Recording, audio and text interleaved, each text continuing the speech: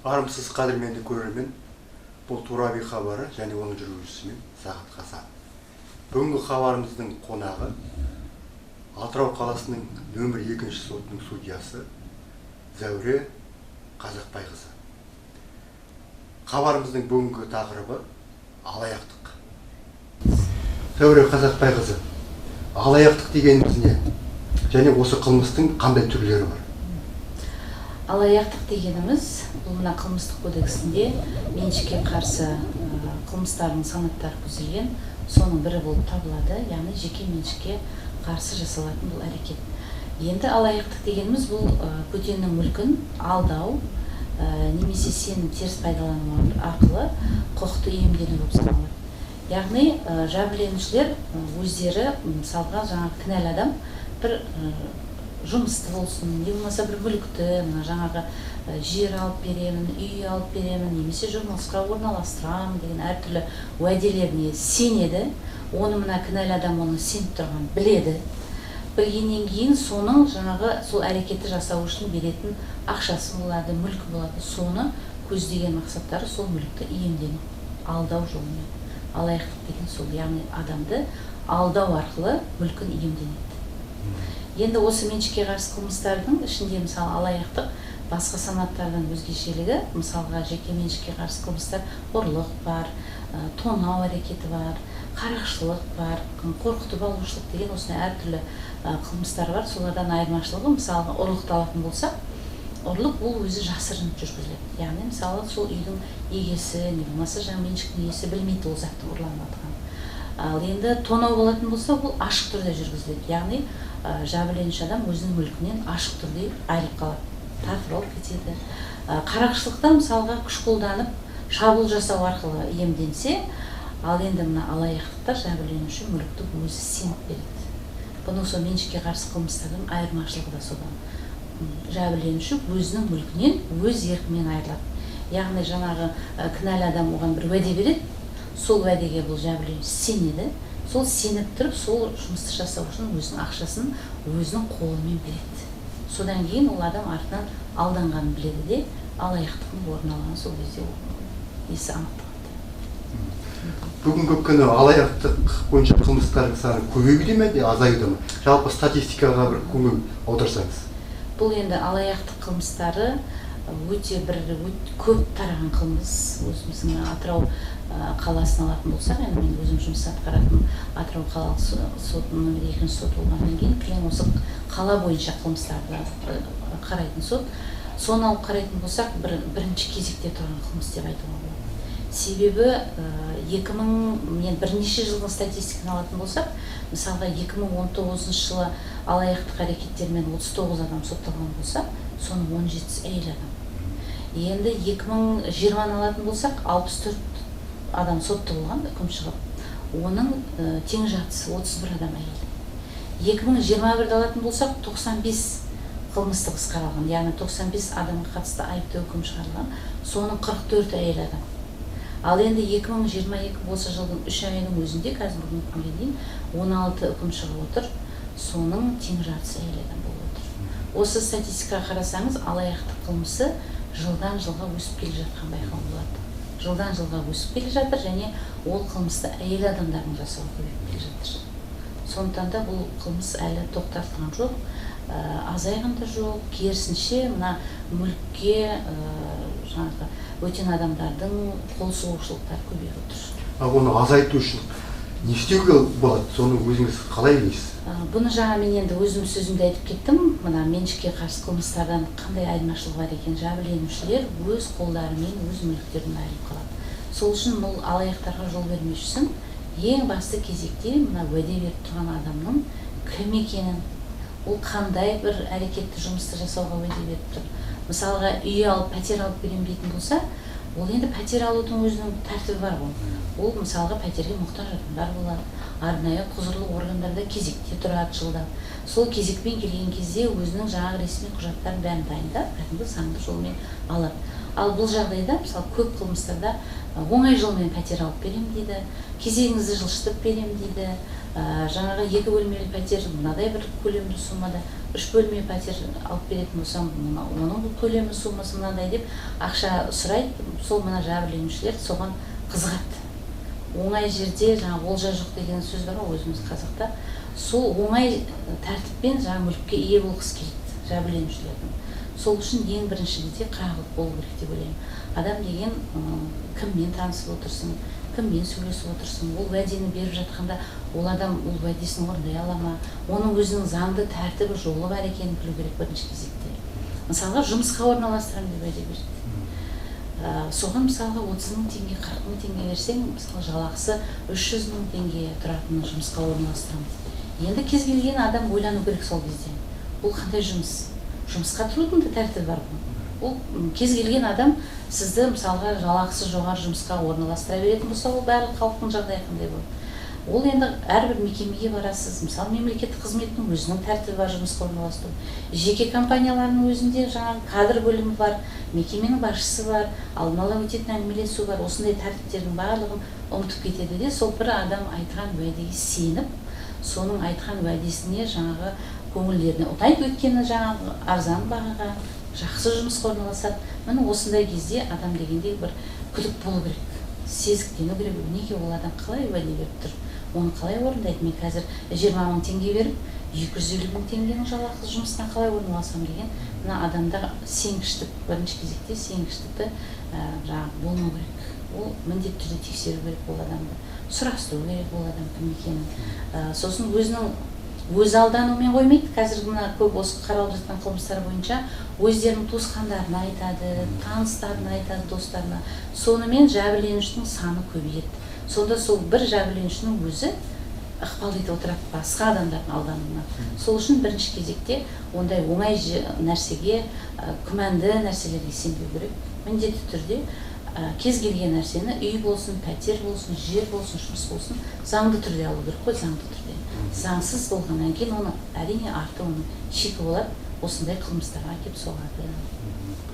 Ал мысал келтіре аласыз ба күшіне енген үкімдер бойынша? Мысал келтіруге болады. Мысалға жаңағы өзім айтып кеткендей, үй алып берем деген. Кезекте тұрған адамдар, мысалы, неде бізде мына ЖКХ дейміз, сонда кезекте бар. Енді сол өзінің кезегімен пәтерді алуына болады. Бірақ ортан жолда осындай жаңа алаяқ адамдар кездеседі де, пәтеріңіздің кезегін жаңа шеретін жылжытып беремін. Сіз жылдан өзіңіз тұрсаңыз ол кезекте, мысалы әлі 5 жылдан кейін аласыз. Ал сіз қазір маған осындай кішкене қомақты ақша берсеңіз, сіз уже қазір осы бір айдан кейін алайын деп тұрсыз деп алданған адамдар бар, мысалға береді де. Сол барып құжаттарын да бермейді, тапсырмайды. Сонда оларға тегіннен тегін сол пәтер бере салатынына олар сенеді. Енді тағы бір мысалға басқа қалада отырып, осы Атырау қаласында пәтерді жалға берем деп жарнама берген істер болған. Жаңағы осы орталықта орналасқан пәтер ақысы қымбат үйлер, жаңа елетін үйлер дейді, сол үйлерді жарнамаға шығарып, арзан бағаға тез жылдан осы пәтер жалға берем дегенде, мына пәтер іздеп жүрген жәбірленушілер біреу емес бірнешеу сол жарнаманы көреді де, барлығы телефонмен хабарласады да, дереу сол пәтерді басқа адам алып қоймай, мен алайын деп әрқайсысында сондай ой туындайды. Ақшасын жаңа Каспий болыпты білесіз, қазіргі бәрі халық қолданатын. Соған аударып жіберіп, артынан сосын оның бәрі алаяқтық болып шығып, ақшаларын ала алмай жүрген кездер болады. Болмаса мына жұмысқа орналастырып, бізде мына Құлсары қаласында Теңгиз қалашығына жұмысқа уақытымен орналастырамын деп, басқа облыстың адамдары осы Атырау қаласына келіп, 20 мың, 30 мың, 40 мың теңгеге жұмысқа орналастырамын деген уәдеге сеніп, Атырау қаласына келіп пәтер жалдап қаншама күтіп жатқандар болған, қанша шығынға барып, оны енді алдап жүрген кәдімгі қарапайым өзіміздің әйел адамдар. Әрқайсы ол енді отбасының мұқтаждығы ма, ондай қылмысқа итермелейтін, әлде ол бір әдет пе, сондай қалған оңай жерден олжа тапқысы келетін жаңағы бір пиғылдары ма, осындай көп алаяқтық әрекеттер әртүрлі жағдайда болады. Соның әрбір қылмыстық қарап отырған кезде ойлайсыз, қалай адамдар сеніп қалады? Қалай сеніп қалады? Мысалға, пәтердің өзінің жолы бар, жұмысқа орналасудың тәртібі бар. Үй жалға беретін кезде де ол бірінші ол пәтерді барып көрмейді ме, оның егесінің құжаттарын бәрін көрмейтін мен. Міне осының барлығы жәбірленуші. Бір кезекте бұл мына алаяқтықтың айырмашылығы жәбірленушілердің септігі осы қылмыстың орын алуына. Өздері сеніп, сол алдап тұрған адамның ары қарата оларды алдай бергеніне бір емес бірнеше марта алдайтын кездер болады. Жер телімін осы жерден алып беремін деп жаңағы мына осы біздің ықшам аудандардан жер көрсетеді. Бұл жерді қымбат болса тағы бір жерді алып беремін деп бос тұрған тағы бір жерді көрсетеді. Сонда сол адамның арбауына түсіп, сонымен бірге жүре береді. Мына жерді көріп, ана жерді көріп, сосын қай жердің арзан бағасын айтады, сол ақшаны береді десін, артынан осындай алаяқ болып шығады. Алаяқтың құрығына түспес үшін не істеу керек? Қандай кеңесіңіз бар? Алаяқтың құрығына түспес үшін мына бірінші кезекте мына өзіміздің халықта заңды тұрудан, жаңа айтып отырмын, әрбір әрекеттің, мысалы жұмысқа орналасудың, үй алудың, пәтер алу, жер алу, өзінің тәртібі бар заңды түрде. Осыны мұқият білу керек бірінші кезекте. Сосын кез келген адам уәде бергенде, керісінше ол адамға сіз қалай алып бересіз ол жерді? Әлде сіз сондай салада жұмыс жасайсыз ба? Ол салада жұмыс жасаған өзінде де ол заңсыз әрекет. Жаңа сол уәде беріп отырған адамды мұқият тексеру керек деп ойлаймын. Неге ол ондай деп айтып отыр?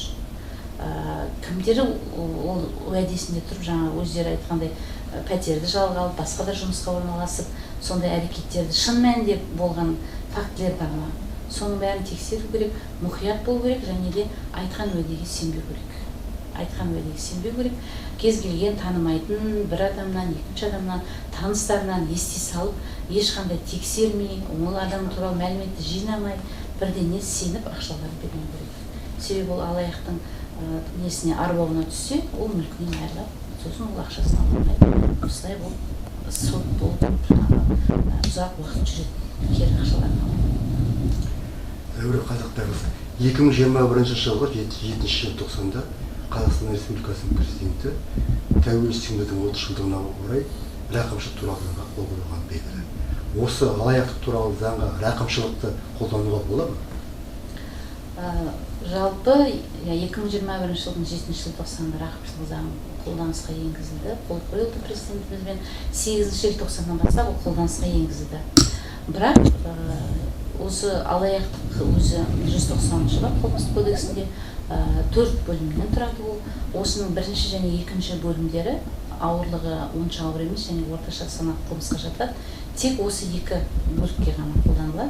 Үшінші, төртінші бөліктері ауыр болғандықтан қылмыста оған қолданылмайды осы рақымшылық заңы бойынша.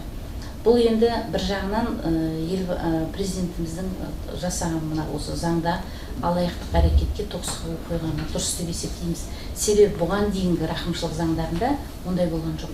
Рақымшылық заңында 190 бапқа рақымшылық заң қолданылды. Мысалы бірнеше жаза өтеу орнындағы әйел адамдар, кәмелетке толмаған балалары бар болса, мүгедектіктері бар болса, әлеуметтік жағынан осал адамдарға жататын болса, рақымшылық қолданылды бұрын. Ал енді осы жолғы рақымшылық заңының өзгешелігі бұл осы мына алаяқтық әрекеттердің 3-ші және 4-ші бөлігімен сотты болған әйел адам болсын, ер адам болсын, ешқайсысына рақымшылық заң қолданылмайды. Ол да бір жаңағы заңның қатаңдатылғаны деп түсінеміз, және ол өте дұрыс деп есептейміз. Ал сонда бұрын рақымшылық заңын қолданып, соттан өзінің қылмысынан, жазасынан босатылғаннан кейін де қылмыс жасаған жағдайлар болды ма? Болды, әрине ондай бар. Бұрында да мына осының алдындағы рақымшылық заңы Қазақстан Республикасы тәуелсіздігіне әрбір не толған сайын, мысалы 20 жыл, 25 жыл, 30 жыл рақымшылық заңы шығып отырады. Сол алдыңғы рақымшылық заңдарында бір рақымшылық заңда осы тосқауыл болды. Егер бұрын рақымшылық заңын қолданып жазадан босатылған болса, кейінгі болған заң оған қолданылмайды деген болды. Бірақ мына осы соңғы тәуелсіздігінің 30 жылдығына арналған рақымшылық заңында ондай шектеу болған жоқ. Бірақ есесіне жаңағы әрбір баптың тарауларына жаңағы тыйым салынды қолдануға. Осы алаяқтық туралы, алаяқтық қылмысы бойынша татуласумен, медиациялық келісіммен бітіруге болады ма? Болады, бірақ енді ол да қылмыстық кодексінің баптың қылмыстық кодексіне 68-ші бап бар. Ол жаңа татуластыру тәртібі бойынша ол жерде тек қана қылмыстық теріс қылық, онша ауыр емес және ауырлық орташа қылмыстар бойынша болады жасауға не бойынша татуластыру. Екі тарап егер бір-бірімен келісіп, кешірім беріп, мүлікті залал орын толтырып жатса, онда татуласуға қылмыстық іс тоқтауға болады. Бірақ осы тағы да өзгеріс енгізілді Қылмыстық кодексінің 68-ші бабында. Себебі бұрын мысалға алаяқтық қылмысын жасайды бірнеше мәрте. Барлық жәбірленуші ақшасын төлейді да қылмыстық жауаптылықтан босатылып кетеді. Шамалы уақыттан кейін қайтадан тағы жасайды сол қылмысты. Тағы да татуласады да тағы жауаптылықтан босатылып кетеді. Сонымен бұл тоқтамайды. Бұл жаңа анадан алаяқтық жасағын тоқтатпайды. Міне осы да халықтың арасында көп осы жаңағы нені тудырды, қоғамның наразылық тудырғаннан кейін Қылмыстық кодексінің 68-ші бабына өзгеріс енгізілді. Ол жерде егер қылмыстық жауаптылықтан бір рет босатылса, мына ескіру мерзімі өтпейінше ол екінші мәрте татуласса да қылмыс тоқтатылмайды. Яғни ол адам жаза алу керек. Бұл да өте дұрыс қолданылған жаңағы заңға енгізілген өзгеріс деп есептейміз. Ал енді мына ауыр санаттағы 3-ші 4-ші баптар бойынша ол жерде де қылмыспен татуласуға болады, бірақ ол жерде де шектеу ғана бар. Егер ол кәмелетке толмаған адам болса, қылмыс жасап тұрған, не болмаса жаңағы жас балалары бар әйел адам болса, не болмаса балаларын жалғыз өзі асырап отырған ер адамдар, жастары 63-тен асқан ер адамдар, осындай бір белгілі бір санаттарға ауыр қылмыс бойынша болады қолдануға. Ал қалған қылмыстық теріс онша ауыр емес, ауыр орташа қылмыстар бойынша егер бұған дейін бір рет жауаптылықтан босатылмаса, бірінші рет болып тұрса, онда босатады. Ал егер қайталап тағы жасап тұрған болса, онда қолданылмайды. Медиацияда ешқайсысы қолданылмайды. Зәуре Қазақбайқызы, бүгін хабарымызға келіп сұхбат бергеніңіз үшін рахмет. Аман жүріңіз, еңбегіңізге жеміс тілеймін. Құрметті көрермен, бүгінгі тура би хабарымыз сонымен аяқталды. Аман, сау жүріңіздер.